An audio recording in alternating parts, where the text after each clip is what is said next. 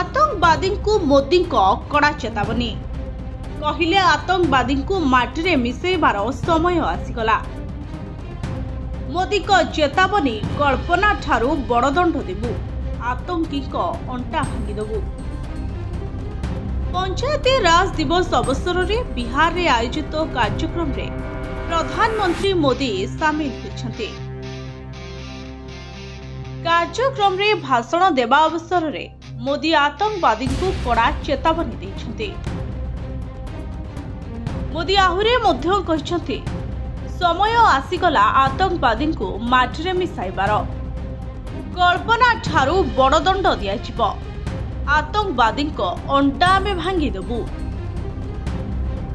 पहलगाम रे होइथिबा आतंकवादी आक्रमण केवल पर्यटकों उपरे होइनी। आतंकवादी माने राष्ट्रर मार आत्मा उपरे आक्रमण करिबार दुस्साहस करिसंते। निरीह देशवासी को निर्दय भावे हत्या करा जायछि, जेउथि पई पूरा देश एबे कांदुछि। समस्त पीड़ित परिवार सह पूरा देश छिड़ा होइछि। जेउ गुरुतरंकर चिकित्सा चलीछि सेमाने खूब शीघ्र सुस्थ हेबे से नै सरकार चेष्टा चलाइछन्ति। 140 कोटी भारतीयों आशा आकांक्षा अनुसार आतंकवादी अंटा भांगी दियाजिब। आतंकवादी विरोध में लड़ाई जारी रहिबो। जो भूखंड को आतंकवादी माने व्यवहार करुछन्ति ताहाकु ध्वंस कराजिबो बोली कहिछन्ति Modi.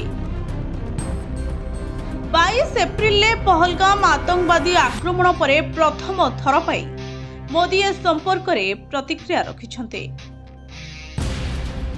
Bureau report STV Odia.